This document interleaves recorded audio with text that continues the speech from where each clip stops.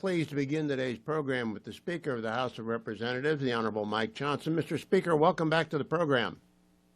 Hello, my friend. It is great to hear your voice, and I really enjoyed watching you on Fox News today. Great commentary.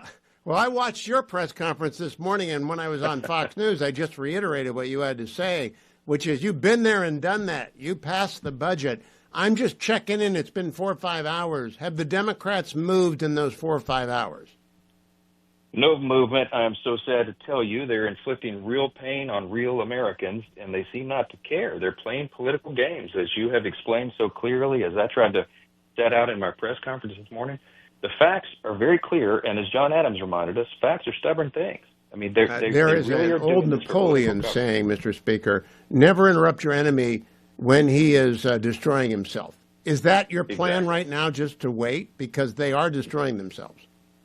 Yes, and we take no pleasure in this because it's not just a cat and mouse game. It's not a political contest between R's and D's. We've got millions of Americans being seriously, adversely affected right now. I mean, you've got women, infants, and children that are not getting nutrition, supplements, the programs that the federal government pays for and they desperately need. We've got veterans' health services being suspended. We have telehealth services for people who have disabilities and get their health care at home. They're not getting that right now. You know, I live in a hurricane state, Hugh, and I mentioned, I keep harping on this, but this is real for people that live along the coastal areas of the country, and you can't get a flood insurance policy renewed or applied right now because all this is halted. And we got troops and TSA agents and Border Patrol agents protecting us without a paycheck. It's absurd. And all these Democrats in the Senate know that.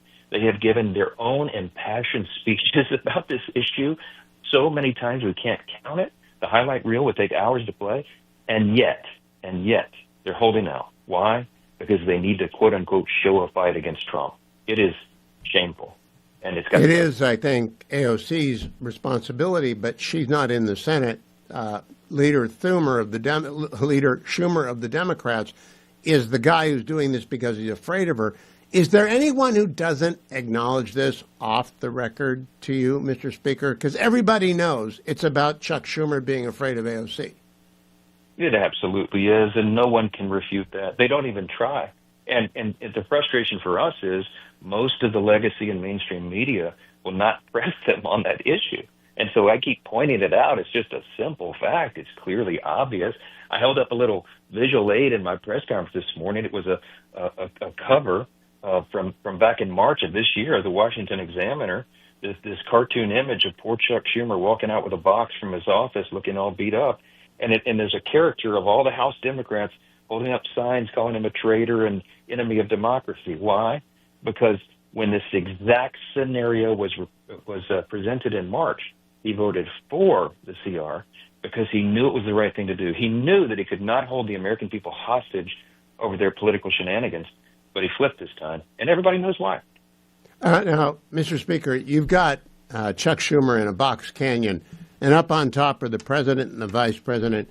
You and Leader Thune are on one side, and then you've got all the chairmen of all the committees, like Senate Intel Committee Chair Tom Cotton, who's going to be on the show later today, Appropriation Chair of the Senate Susan Collins, who's going to be on the show later. Everybody wants to come on to rain down fire on the Democratic talking point. How long can they put up with this, do you think?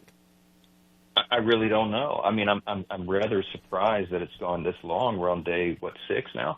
I can't imagine that it could go longer than a week because in the middle of this month, on the 15th, that's when the paychecks being withheld gets very real. You got troops and people serving in our armed services. I come from a big military district in Louisiana, Hugh. I know a lot of these families. I've got airmen and soldiers at Barksdale Air Force Base and Fort Polk. And some of these folks are deployed. You got these young soldiers who are deployed overseas right now, serving and defending freedom in their country, and they've left their spouses at home with young children. They need that paycheck. This is not a game to them. They won't be able to make their car payments and put food on the table because Chuck Schumer needs political cover from AOC. I mean, it is. Moreover, just to elaborate on that, Mr. Speaker, because I married into a military family. We have active duty in the family. They'll be okay if they miss a paycheck or two. They're officers who've been in for a long time. But those E1s through E4s, They are Right. married. They do have dependents. They cannot miss a paycheck. And they're already getting phone calls and texts about, are we going to get paid from their spouses and their kids at home? And unlike everybody else in the federal government, they can't quit. Everybody else can get mad and go home if they don't get paid. Not the people in uniform. They're under orders. They have to show up. Have the Democrats got no shame at all?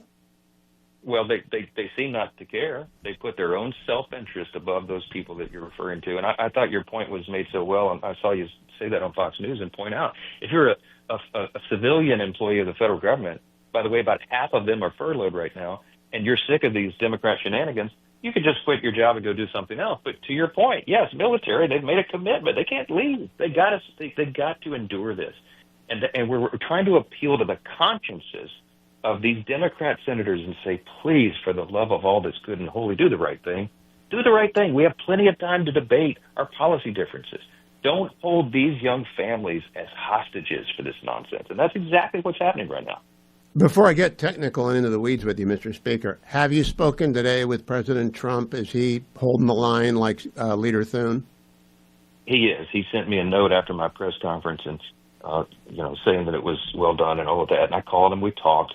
And he is holding the line. He understands we are doing the right thing for the right reason. And he is in no way inclined to give in to their radical demands. Remember, their counterproposal, Hugh, as you and I have both been pointing out, they want to spend $1.5 trillion new dollars, and they want to give health care and benefits to illegal aliens. Yes, that is a fact. It is not a Republican talking point. It's in their own document that they filed in the congressional record. Now, if you were watching Fox, you saw John Roberts say there's one talking point that's not so terrible by the Democrats, which is that insurance plans will raise rates on November 1. Luckily, I had watched your press conference, so I had the answer. That would be a legitimate talking point if there are only 6 days in October. There aren't. You could be negotiating right now, but no one can negotiate because the Democrats have shut down the government. 100%. That issue, the funding actually runs out December 31. We acknowledge that there are some insurance companies that would be sending notices out in early November, but we have the month of October to resolve it. That's a terribly flawed program. We were philosophically opposed to it. We understand the realities of it, and there's a lot of substantive changes that would have to be done to even consider renewing it. But there's a lot of thought that's going into that already, Republicans and Democrats. We've got probably 100 ideas for reforms on the table. But I can't snap my fingers this afternoon and make that happen. That's a consensus-building exercise, and that's why we need the month of October, and they themselves are stalling it. And I actually think you could go to December 30th, and the insurance companies will send out another notice. Two more questions, Mr. Speaker. You did reconciliation last year. You got that done with Leader Thune and the Republicans in both houses. Can you start a second reconciliation right now just to prove to the Democrats they get nothing out of this? You'll do a second reconciliation while they go home? Yes, well, we can, and we're actually talking about that. I mean, I've got to bring everybody back into session to do it, but we have lots of plans on the table already. We've been preparing already Reconciliation 2.0, and to your point, we can do that without them. But it's a difficult thing for us to be working through the next level and the next set of plans when all these Americans are hurting because Chuck Schumer's shenanigans. So we've made the point, not politically, but because it is reality. We have got to turn the lights back on. We have to get the government operating again so that we can get to these big priorities. When you get to those negotiations, Mr. Speaker, last question and comment. There's a fellow named Mark Andreessen, who you probably know, big A16Z, and he does a podcast with Ben Horowitz. And they spent an entire hour and a half talking about permitting reform and what we need to keep up with China. I mean, when you sit down and negotiate with the Democrats, is everything on the table? Can you get permitting reform in exchange for some of their demands? Well, we certainly hope so. It is a top priority for us, and Mark and others have been so good on this. Look, we're in a competition. Energy policy is national security policy now, and you have got to have permitting reform so that we can save America. This is not a game. It's not hyperbole. The need for energy, the demand goes up exponentially because of AI and all these other uses. And our European allies, by the way, are desperate for our LNG exports and all this. So when we increase our energy production, we do well for every single American. And we got to get about that immediately. And there's great ideas on the table, but yes, we're going to have to force some of the Democrats to go along with us on that because they are not inclined. It is against some of their religion with their big Green New Deal scam stuff. So yeah, but there are things they want which you can trade. Mr. Speaker, thank you for your time. You did a great job today. I hope you do that every morning because it was not fun for Democrats, and I enjoyed it immensely. Thank you very much, Mr. Speaker. Thanks, my friend. Great talk to you. Portions